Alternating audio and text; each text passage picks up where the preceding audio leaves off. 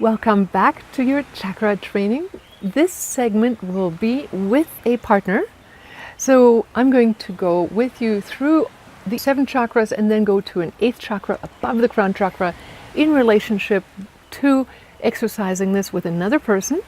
And I'd like you to get to know Amaria.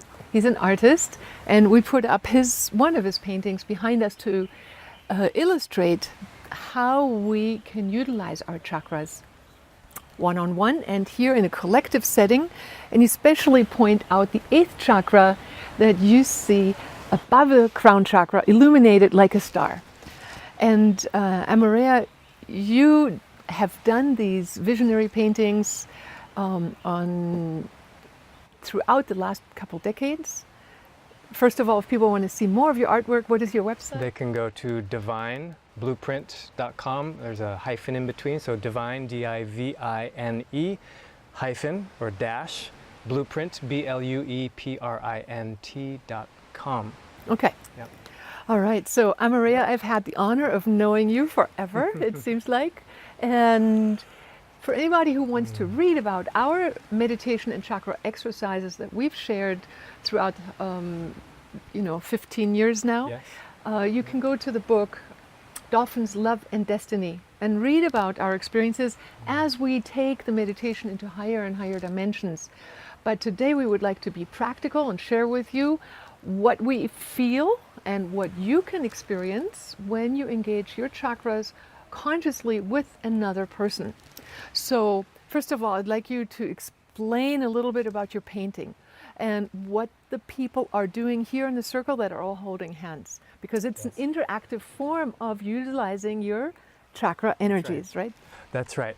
Well, this is actually a scene where you can only see 5 of them, but there's actually a whole circle of them. There's 12 beings here, and they're centered around this central column. This column has this vortex of light coming down, and then in this superluminal singularity, this place of 0 point where there's a blazing light that's coming from the higher dimensions into form and then interacting with each of them, they have connected their own self through their higher chakra as if they were a circuit into this unified field, basically. And it's because of how embodied they are, because of their connection, their centering in on their own pillar, their own sovereignty, and then conjoined with that much more availability of who they are to give to the whole, that they create this field together. In a sense, they're the ones opening up this portal. And consider this like their unified group chakra.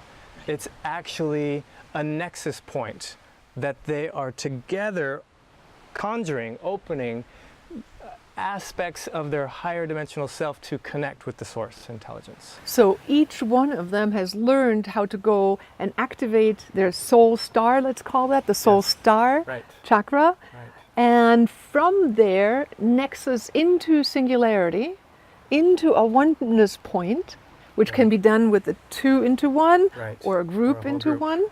Right. And from there on, open into a cauldron of the all that is, or funneling into beyond time-space Right. through the 0 point in the middle. And I think what's important to share is that there is this feedback. There is this, they've opened up a portal so that they can move into higher and higher realms of consciousness, of interaction with cosmic awareness. But what they've also done, in effect, is create a point in which source can actually manifest, move down through them, create and influence not only them, but they are, it's a concentric circles and rings of influence when we come together and we operating from our full chakric self. It's like a circuit is established, and then we funnel into creation. And we have an effect, we have an influence. Yes. So we virtually bring in or transfigure light into dimensional existence, and thereby also manifest with greater ease, as well as be inspired from a higher dimension, be inspirational, but also activate into unity and become unity aware. That's right. Super awesome. I love this painting, and everybody here, I'm talking to you from Shambhala, our retreat center in Bali, right on the North Shore. If you hear waves in the background, that's what the ocean waves are.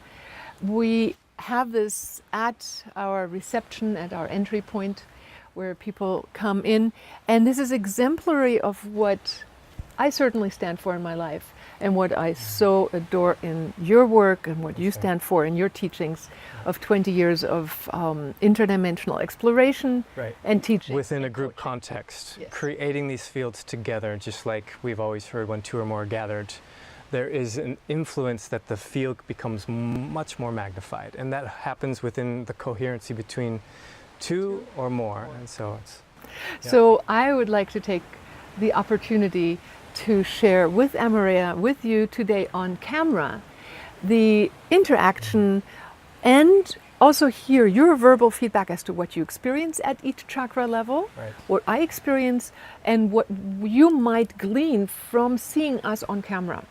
Now, it's of course a little bit more challenging, so we will make it more verbal for you, but we would like you to join us in this exercise. So get ready, sit in a way that you can also participate, and we will step through all of the chakras together. We'll start at the heart because that's one that we're more easily in touch with. Share, activate. I'll ask you to close your eyes as well, and then activate, feel, and then we will verbally share what we experience. You can, for yourself, create an imaginary other, a deity, a goddess, a god, or a human that you may know with whom you can imaginarily interact at that level. So you too create for yourself right now, while you're listening and watching, an experience so that you can sense your presence. If you're watching this together with another person, you can always push pause, do the exercise for each of the chakras together, and then continue listening and joining us here on this video after you've done your portion of the exercise. So, can you tell me, in your own terms, how you experience your chakric awakened beingness differently than from an ordinary state of being a normal human where you just go think, do. How are you experiencing yourself differently? What happens differently in your life? How is your life enriched by activating your chakras? And why would anybody want to do that? These 7 centers all provide as if they're an eye. Each of them are like an eye or a reference point for our consciousness to blaze, to move forward, to receive. And I think that's the important thing to talk about. When we become a chakra being, we become aware of ourself as an interface that gives into the field, that receives from the field. This is a place where information is flowing. So the more we open up a chakra, the more we're receiving information from the field, from each other. So we become actually more masterful at attuning to ourself in relationship to another, to whoever we're with, or to the field. What happens when I consciously put awareness to my heart chakra? What starts up for me is this sense of open wonder, gratitude, connection to life, a way of just receiving more, letting the guards down, starting to realize I am not just a single being. Yes. I'm a being of relation. And connected like a wave. And that is where we move from like particle consciousness, which quantum physics talks about, like the photons of light, moves into the wave-like nature of our being, where we are simultaneously here and there. I feel your field and I can feel the waves. I can feel time, space ahead of time. I can feel, and this is what I would add, it's a feeling-based as well as maybe information-based, but those are different elements of subtle bodies, right? Very true. So the mental body, to me, I associate with the informational fields, and astral, emotional, energetic with the chakric one. But truthfully, we have all of them conjoining at every single juncture point. Would you say that in 20 years of your training yourself, have you seen an evolutionary increase in your capacities of your chakric awareness? Can one train it? Absolutely. Absolutely. 20 years of of meditating, placing focus with people, placing focus as I walk. Just having different reference points trains the energy body, trains the associations of those, like you're saying, with our heart especially. It's a feeling when we're moving from our core, our solar plexus. How can we relate? What is the ways that we might have been playing with power or feeling weak in association with somebody else? These become reference points of tuning the psyche as well, because now we have more of a feeling of a sensory relationship to something that might have been really vague and conceptual, and now it becomes a real living force field of energy that you can. Good way to read yourself Yeah. and the field around you. That's right. Like when we walk into a room and we go, I get good vibes or bad vibes, it's like Right. we usually felt through one of our chakras. Right. So now, which are your strong chakras? It's a great question. I would say over the years that also changes. That there's a natural tendency, because I have a lot of opening up through these chakras, that I can perceive, I can fine tune, I read the field from my third chakra.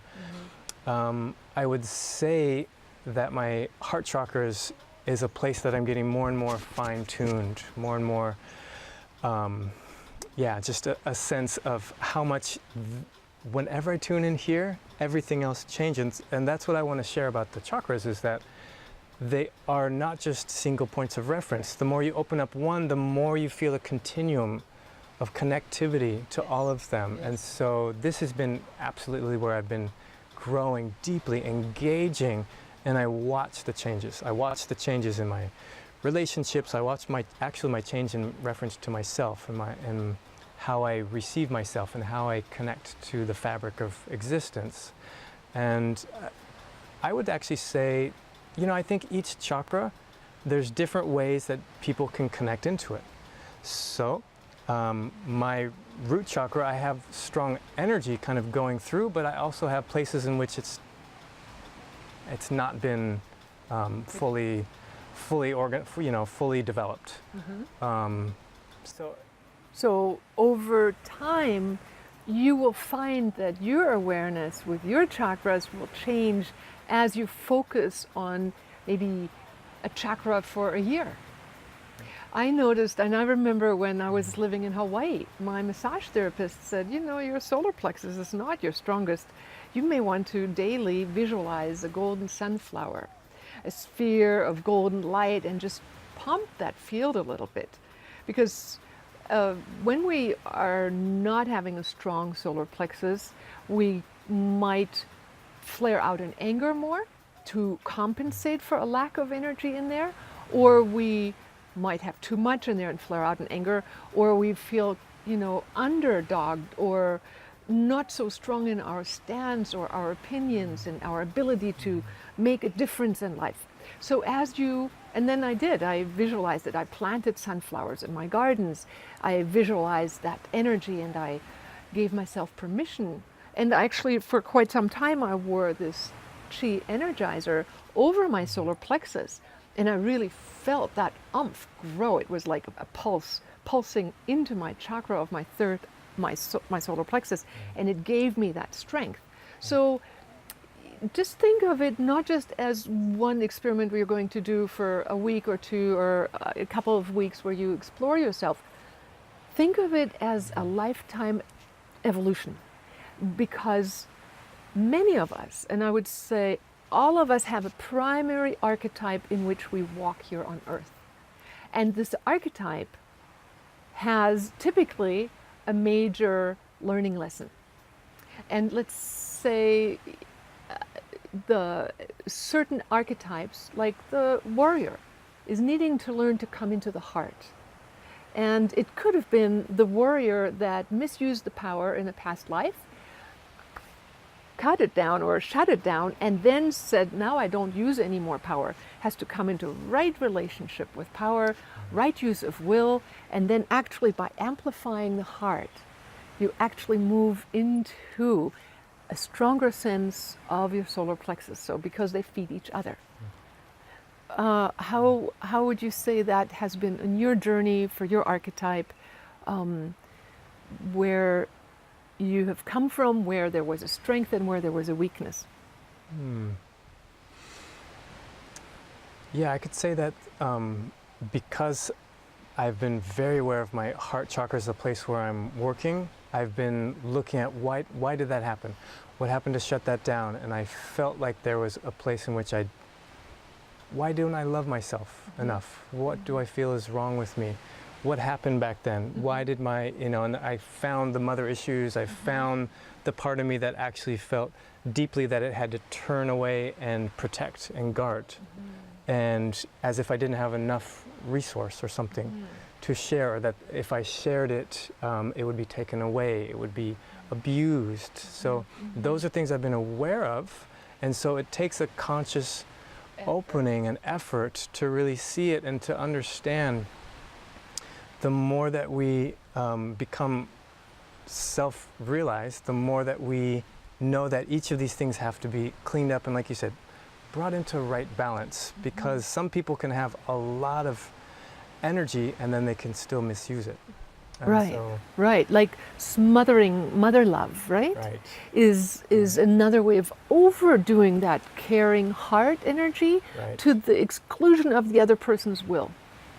Yeah. You know, it's like suffocating is an overuse, and therefore, or comes maybe from a lack of standing in one's own power. One drives or derives power from taking care of another person, or derives meaning by taking care of or being there for another person. So coming into right alignment over time.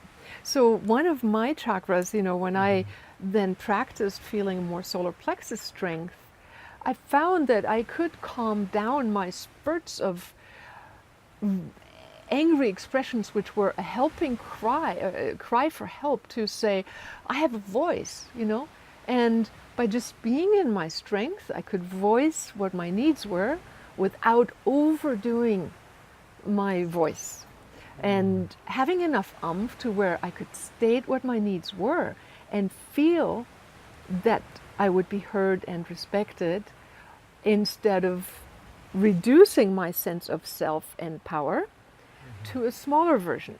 So then, of course, that feeds the heart.